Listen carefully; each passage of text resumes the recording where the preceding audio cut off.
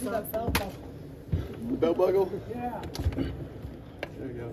Is there a story with the buckle? It's a gift, no story. Very nice. About the boots. Luke Casey hooked it up. When leaving Arch out of it, can you imagine coming out of high school, even considering the prospect of sitting for 2 years and how unique that would be, considering who you are? You're saying? The Arch, well, leaving Arch in it, but Arch faces the prospect of, maybe the best quarterback recruit ever, sitting for 2 years. You know why, situation, but could you have considered that coming out?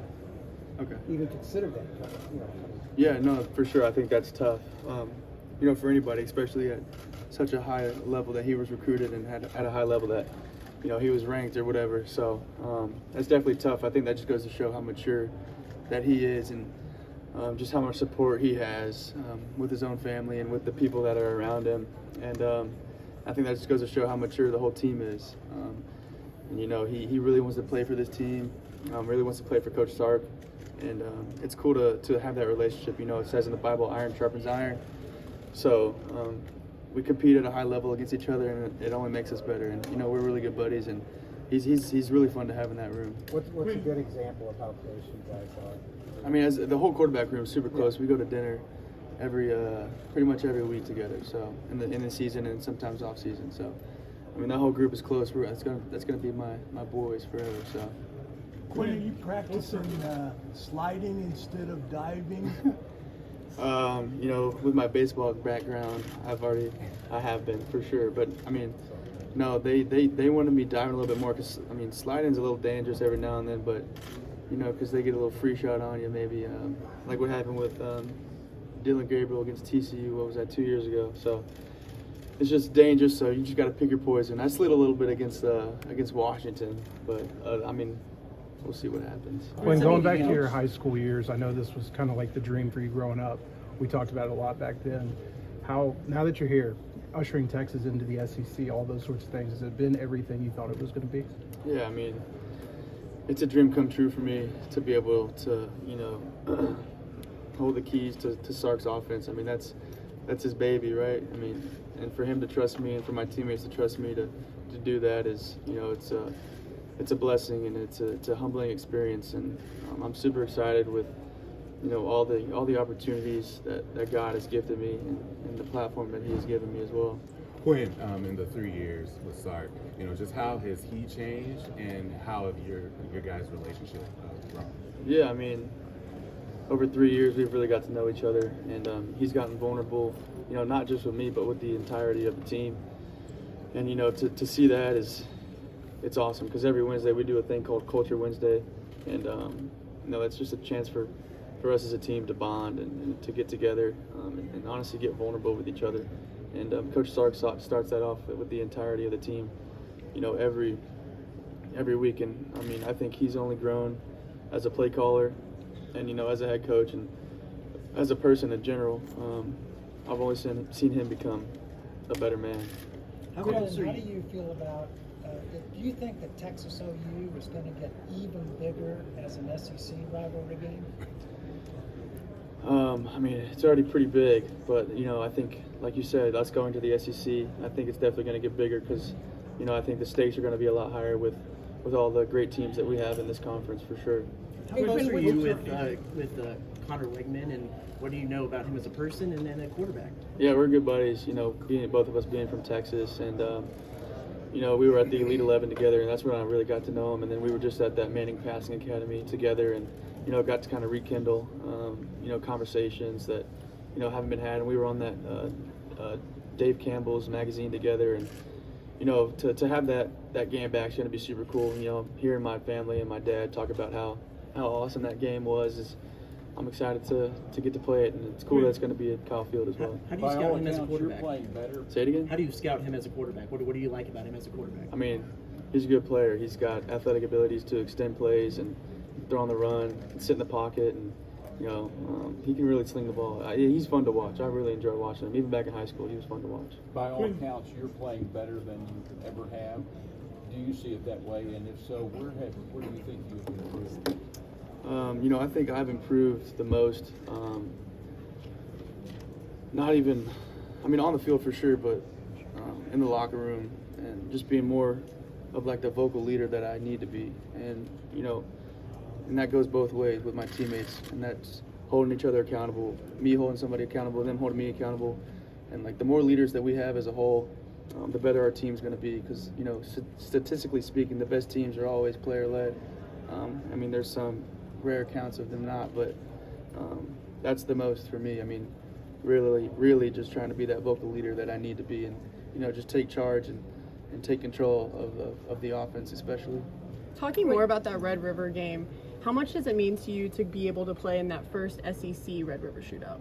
Yeah, it's gonna be awesome. I love that game. That's one of my favorites for sure. I'm 50-50 right now, so I'm definitely excited to go into this third one. We're all excited to get back right here in Dallas and square off again. So couldn't be more excited. Quinn, would you say that the team is feeling more pressure from you all reaching the playoffs last year, or now you guys entering into the SEC, being the leader on the team? I wouldn't say pressure. I would say just more excitement more than anything, because we really try to look at like 1 week at a time, just accomplish the mission 1 week at a time, because looking back on it, as a leadership council that Coach Sark and our head strength coach, Coach Becton, and some other coaches put together, our main thing was being where our feet are at and not looking too far forward. Like last year when we lost to Oklahoma, we're looking forward to a little bit of time off from a bye week. Or when we lost to Washington, it's like we're looking forward to going to Houston and playing in a national championship. So we're really focusing on just being where our feet are. And would you say you guys are excited for the SEC journey, more nerves in it as well? Like, what do you think the vibes are in the locker room in general? Yeah, we're super excited, but with uncertainty comes an anxious feeling and a little bit of nervousness for sure. But we preach just having no fear of failure, playoff instincts, and have no fear of failure, because when you have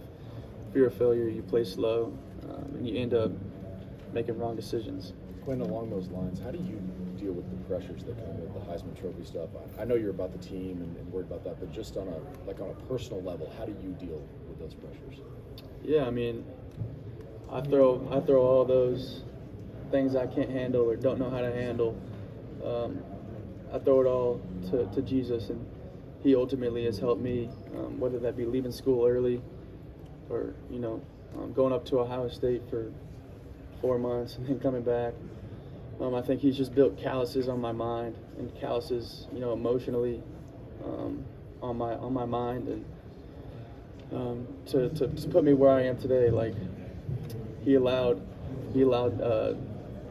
Peter to walk on water, but then once Peter took his eyes off of Jesus, he fell in the water, and Jesus let him sink a little bit before He put His hand down. So He's going to let you fail a little bit. He threw Daniel in the lion's den, but the lion He made the lions not do anything, not kill him. So He's going to allow you to go through hardships, but if you rely on Him and put your burdens and your trust in Him, then you can't be wrong. Quinn, how did you go about changing your body? There's been a lot of talk about some injuries, but how's that helped your game flourish? How do you feel going into the season? Yeah, I put on a little bit. I'm 210 right now, so last year I was playing around 200, but I think last offseason I built a really good foundation of where I wanted to be, which only makes it easier on putting on a good 10 instead of a bad 10. You recently made some statements about how Texas is everybody's biggest game in a new conference, and I'm just curious how you feel about playing Oklahoma and then coming up the next week and having to face Georgia in Austin, because I know the Dog fans, they don't agree with that statement. Yeah, I guess I'm hearing about this for the first time a few minutes ago. I don't have Twitter or anything like that, but apparently some people took that and ran with it. Yeah, sure. A lot. What I meant by that was it's going to be our first time playing these guys, and whoever that is, whether that's Georgia or anybody in the SEC, for the most part. But I meant we're going to get everybody's, biggest shot. Everyone's going to come at us hard because it's our first time in the conference, and and they're going to want us to come in and they want us to be like, to see how the SEC really is. So that's what I meant by it. But I mean, I completely stand on that, and it's like we're gonna get everyone's best shot because it's our first year in the conference for sure. But I'm sure like there's gonna be a lot of big games. Georgia has big games this year, but we're gonna be one of the biggest for sure. Texas has a lot of big games on the schedule this season. Which one are you most excited about? That's a good one. Everyone is big. I mean, again, just going back to what I was saying earlier, we're just trying to take it 1 week at a time, but at the end of the day, we're human and we understand who we're playing, and it's going to be cool to get those old traditional rivalries back, whether that's Arkansas and A&M and host Georgia at home. You get to play Vanderbilt, Kentucky, Mississippi State, all those guys. It's going to be cool to get to change it up. Quinn, Sark said that rotation at the wide receiver spot might expand a little bit to begin the year. Can you talk about your rapport with that room as well as some standouts that you've seen in the spring now into the summer? Yeah, I think that room, like Coach Sark was saying, is super deep, and they got a lot. We got a lot of guys that are more than capable of contributing to our team on Saturdays. But the coolest thing for me that I've seen is the competitive nature that they come out on the field and compete at such a high level with, and then they come off the field and they're just dudes hanging out, right? They're just like best friends on and off the field. But I mean, again, I go back to it earlier, iron sharpens iron, so they're all more than capable of playing. On that note though, Quinn, when it comes to communication, Quinn, what are your thoughts on that? I mean, I'm excited to do that. We did a little bit of it in the spring, and it took me about a week to get used to, but Coach Sark has been in the NFL and he's done this, so he's comfortable in that aspect of it. But I'm excited to do it because, I mean, I'll have Coach Sark, who's one of the best coaches for quarterbacks, in my ear during the game, so it's going to be awesome. Going back to the receivers, Quinn, with so many new faces, how do you balance not only learning timing with the receivers, but also just personality and like what makes them tick, what makes them go? Because there's so many new guys in that room. No, for sure. I mean, it was year two for me with those guys last year, except AD. So I was used to how they were getting in and out of breaks, and how long it took them to get 12, 15 yards down the field. So you definitely got to work at it for sure. But as I've grown older, I've kind of learned and learned how to understand, and like you said, what makes them tick and all that, what makes them go.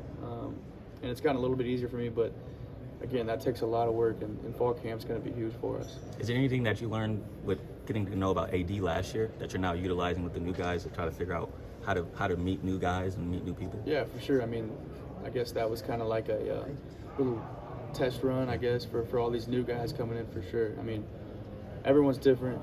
At the end of the day, you just got to build that camaraderie with them. When Sark talks about having to earn everyone's respect in the SEC, how do you go about doing that? What does that look like? Yeah, for sure. I mean, earning respect is huge for us, especially first year in the conference. That's what we got to do week in and week out, is earn everybody's respect. And we're gonna just trust in what Coach Sark tells us, and like we've done every single year that we've been here. As long as we follow him, we have a pretty good idea of where we're going to get to. But as long as we play hard and play our game, I think we're going to do pretty well and earn everybody's respect. Man, did you get any special advice from Peyton or Eli this time that you hadn't gotten? Yeah, for sure. I mean, it's awesome getting to go down to the Manning Passing Academy. It was year two for me, so I had met them last year, and kind of get to talk to them about how they handle adversity and how they handle success, and how they handle media, especially Eli being in New York. I mean, that's got to be pretty hard for him to play in New York with that New York media. But no, just getting to hear their experiences is always good for us younger guys. Any technique thing? I mean, Peyton was talking about how he doesn't like to go out, or when he was playing, he doesn't like to go out and run the whole route tree. He likes to just focus on like a couple routes here and there. Let's run like 5 slants, and let's get this down before we go change the route or whatever. When at the Manning Passing Academy, what impressed you most about Jackson Arnold? Yeah, I mean, he's a young guy. He grew up not too far from me, so I mean, he obviously knows he can throw the ball well. But I mean, overall, he's just a good dude. and it's fun to be around. You know, the funny thing is, never mind, I won't go there. But he's a good dude. He's a fun dude to hang around, and we grew up in the same area, so that's always cool. Quinn, how much do you stay in contact with Coach Dodge, and do you guys ever talk after games? Are you still getting coaching from him? Yeah, me and Coach Dodge talk pretty often. I mean, he's one of my favorite coaches ever. So, I mean, he got me to where I'm at today, and without him, I don't think I'd be as successful, because he's been around good quarterbacks, and he's been around good coaches. So, yeah, we still talk pretty often. When Sark talked a little bit about how your confidence has really permeated through the locker room, the way you carry yourself now, the way you carry yourself around the locker room, those kind of things when you walk in the building. Have you noticed it? Like, do you feel a lot different now? Do you feel like you're a different person as a leader now? Yeah, I mean, I think I'm just a lot more comfortable within my own shoes. And, it's year 3 for me. So, it was time for me to really, go full speed ahead at this whole, taking charge and that whole deal. What are you doing to take charge? Like, what is it specifically? I mean, I'm just being more outspoken and, holding people accountable, and also, just letting go of ego and pride, and just because to be a good leader, you got to be a good follower. And we have so many good leaders on the team that, will step in. And that's the main thing, to continue to make the standard is allowing everyone the leaders to talk, and the younger guys got to see guys like me and guys like Jade and Kelvin and, Barron follow these other guys as well. Hey Quinn, do you have any memories of the A&M Texas game growing up? Did you go to any of those games when you were a kid? I never went. I was pretty young. When did they start playing? 2011. Yeah, I was 8. Okay. I mean, I was just super young. So, but hearing my dad talk about it and my family talk about it, I mean, my dad said that when he was growing up, that game was bigger than the Red Rivalry game. So, I mean, there's obviously a lot of history and tradition there. So, I mean, I'm super excited. I'm glad it's coming back for both universities. And just from hearing from your dad, the game's going to be played on a Saturday this year, but for many years it's been played on Thanksgiving Day. Do you have a preference what day of the week it's played on? I mean, it'd be cool if it was on Thanksgiving for sure. Unfortunately, I don't make the schedules, but I mean, either one it's going to be cool. Either way, at least it's back. And do you have any kind of relationship with Connor Wegman, the quarterback of A&M? Been able to interact with him much? Yeah, I mean, we were at the Elite 11 together back in high school, and then we were just at the Manning Passing Academy together. And we grew a pretty cool bond at the Elite 11 and kind of got to know each other, and then kind of got to rekindle those conversations back at the MPA. And he's a cool dude. I like hanging out with him and chatting it up. When we saw you guys last year kind of start to right the ship as far as close games, now this year, what is giving you the confidence that when you're going to be in those tough battles in the SEC, that you guys are going to be able to see the same result? Yeah, I mean, at the end of the day, I think the biggest thing for us is we need to stay consistent week in and week out. With that, I think what I was saying earlier, we got to just be where our feet are and be present and take it one week at a time and treat it like a mission. You just got to go in there and complete the mission, and then come out and watch the film, and then game plan, and then just be consistent on that aspect of everything. Last question. Quinn, I know you can't control the NFL draft talk and all the future speculation about you, but does this feel like your last one? You mentioned it's year 3. Does it feel like this is the last one for you? It definitely feels that way, but who knows what Jesus has in plan for me and for my life. I mean, this game, I love this game so much, and it can be taken away from me, so I try not to put my identity just in football. But it'd be cool if it was, right?